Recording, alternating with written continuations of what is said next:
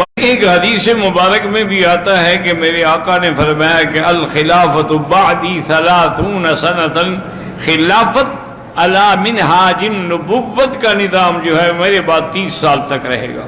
اس کے بعد جو ہے پھر وہ بادشاہت آ جائے گی اور نظام آ جائیں گے، وہ خلافت علی منہاج النبوت نہیں رہے گی۔ تو سیدنا حسن بھی اس خلافت میں شامل ہیں۔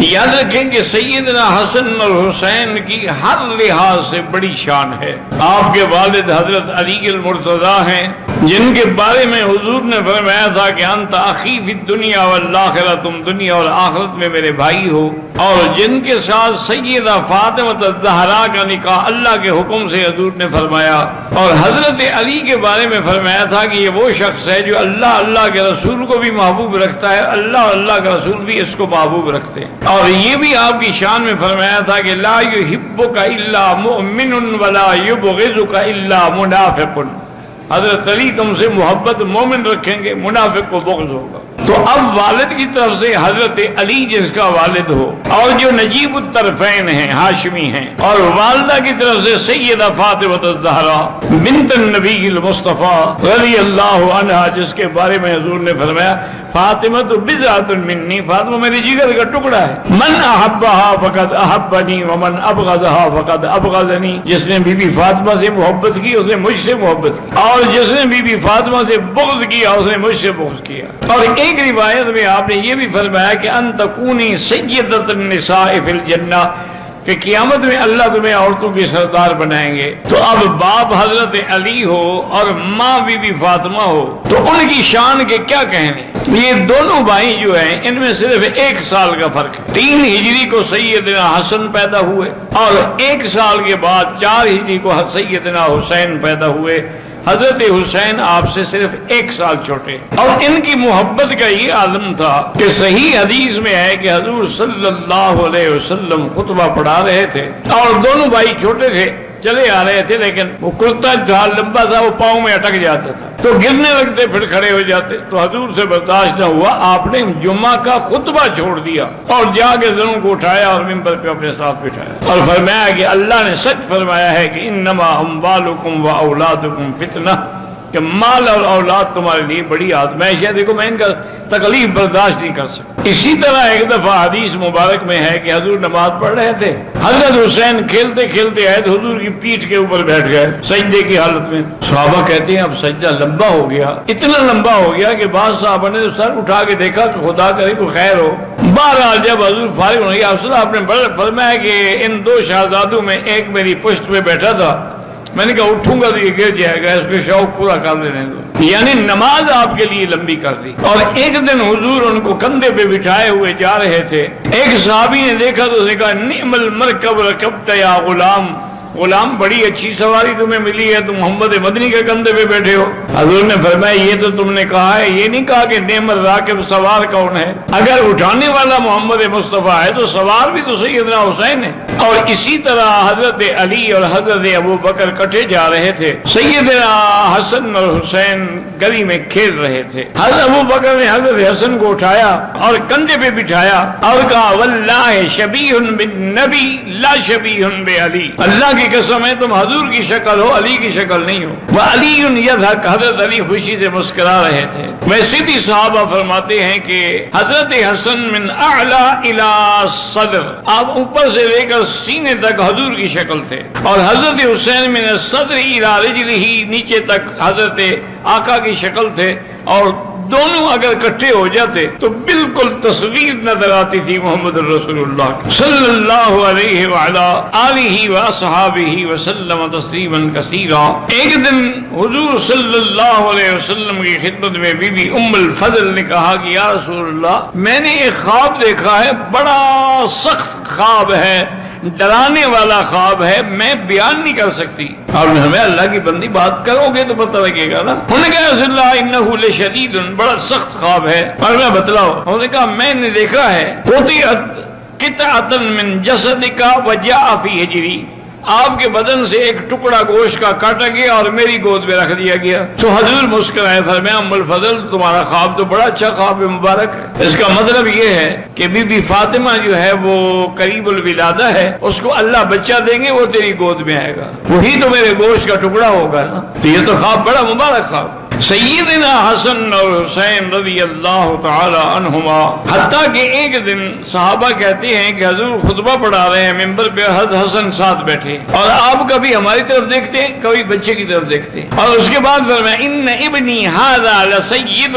یہ میرا بیٹا جو ہے نا یہ سردار بنے گا، لعل اللہ ان یصلح بہ بین فئتین عظیمتین من المسلمین، مجھے امید ہے کہ اس کے ذریعے اللہ دو مسلمانوں کی بڑی جماعتوں میں جھگڑا ختم کریں گے۔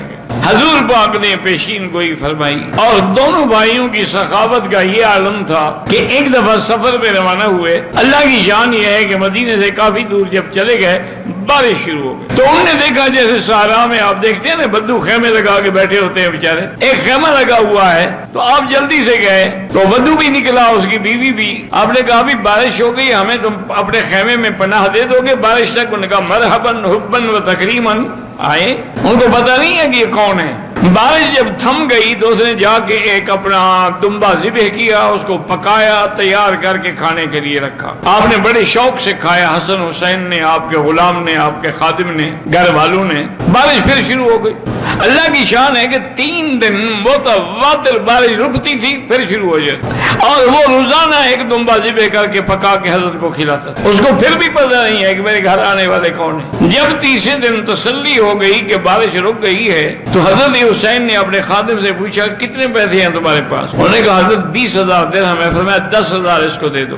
10,000 درہم اس بدو کو دیے، اور اس کے بعد فرمایا کہ دیکھو تم کبھی مدینے آؤ نا تو حسن حسین کا پوچھ لینا، ہم سفر میں ہیں، تمہاری صحیح خدمت نہیں کر سکے۔ آپ روانہ ہوئے تو خادم نے مسکرا کے کہا، اس نے کہا حضرت سفر پہ جانے کی ضرورت ہی کیا ہے؟ 20,000 میں 10,000 تو آپ نے ایک بدو کو دے دیے، باقی تو 10,000 ہے وہ بھی کسی کو دے دیں گے تو سفر کیسے کریں گے؟ اس نے آپ کو 3 دمبے ذبح کر کے کھلائے ہیں، زیادہ سے زیادہ 1,000 کے ہوں گے۔ آپ نے فرمایا کہ نہیں تم نے سمجھا نہیں ہے، وہ بدو ہم سے زیادہ سخی تھا۔ وہ حیران ہو گیا، کہا حضرت آپ نے ان کو 10,000 دیا ہے، سخی وہ تھا۔ فرمایا اس کی تو جائیداد ہی 3 دمبے تھے نا، اس نے تو ساری جائیداد ہی ہم پر لٹا دی، ہم نے تو پھر بھی آدھے پیسے رکھ لیے ہیں، تو سخی تو وہ ہے، اس کی کل جائیداد غریب کی یہی 3 دمبے تھے، اس نے ہمارے لیے قربان کر دیے ہیں۔ رضی اللہ تعالی عنہ وارضاہ۔ حضرت حسن نے رضی اللہ تعالی عنہ نے حضرت حسین سے مشورہ کیا کہ بھائی جان، سیدنا علی ہمارے ابا کی اور حضرت معاویہ کی اتنی طویل عرصے سے جنگ ہے، اور اس لڑائی میں ہزاروں صحابہ شہید ہو گئے، فائدہ کیا ہوا؟ میں یہ چاہتا ہوں کہ اگر تم اجازت دو تو میں حضرت معاویہ سے صلح کر لوں تاکہ یہ جھگڑا ختم ہو، لڑائی ختم ہو، مسلمانوں کو سکون ملے۔ اب ہماری جماعت کے لوگ شام نہیں جاتے، ان کی جماعت کے لوگ مدینے نہیں آتے، یہ کوئی اچھی بات تو نہیں ہے۔ انہوں نے کہا بھائی جان آپ بڑے ہیں، آپ کی جو بھی اجازت ہو، جو بھی ارادہ ہو، میں بالکل آپ کے ساتھ ہوں۔ حضرت حسن رضی اللہ تعالیٰ عنہ نے حضرت معاویہ کو خط لکھا کہ تم آ جاؤ مدینے میں تمہاری ساتھ صلح بھی کرنا چاہتا ہوں، اور اب میں خلافت تمہیں دینا چاہتا ہوں۔ تو حضرت معاویہ رضی اللہ تعالیٰ عنہ تشریف لائے تو سیدنا حسن نے اپنے خلافت کا تاج ان کے سر پہ رکھا، اور اللہ نے اللہ کے نبی کی وہ جو پیشین گوئی تھی کہ 2 جماعتوں کے درمیان صلح ہوگی، وہ صلح ہو گئی الحمدللہ،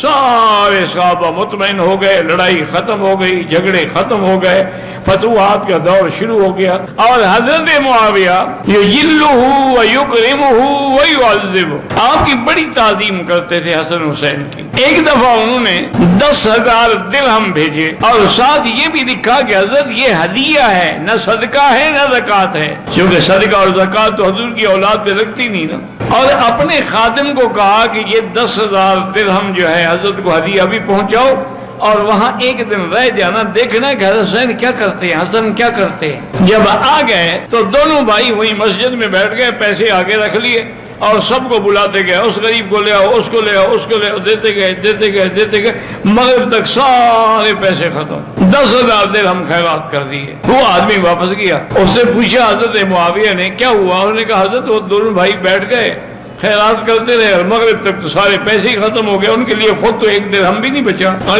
مجھے یہی امید تھی، یہ آل رسول ہیں، یہ نواسہ محمد مصطفیٰ ہیں، یہ ابن علی المرتضیٰ ہیں، بطن فاطمہ الزہرا ہیں، یہ سخی نہیں ہوں گے تو دنیا میں اور کون سخی ہوگا؟ حضرت معاویہ نے مزید 10,000 درہم بھیجے اور ساتھ خط لکھا کہ حضرت اتنا بھی اسراف نہ کیا جائے کہ ایک دن میں 10,000 ختم۔ حضرت حسین نے ان کو جواب لکھا کہ معاویہ، یہ اسراف وہ ہوتا ہے جو گناہ کے کام میں خرچ کیا جائے، جو اللہ کے کام میں خرچ ہو وہ اسراف نہیں ہوتا، وہ تو انفاق ہوتا ہے۔ تمہیں کس نے کہا ہے کہ یہ اسراف ہے؟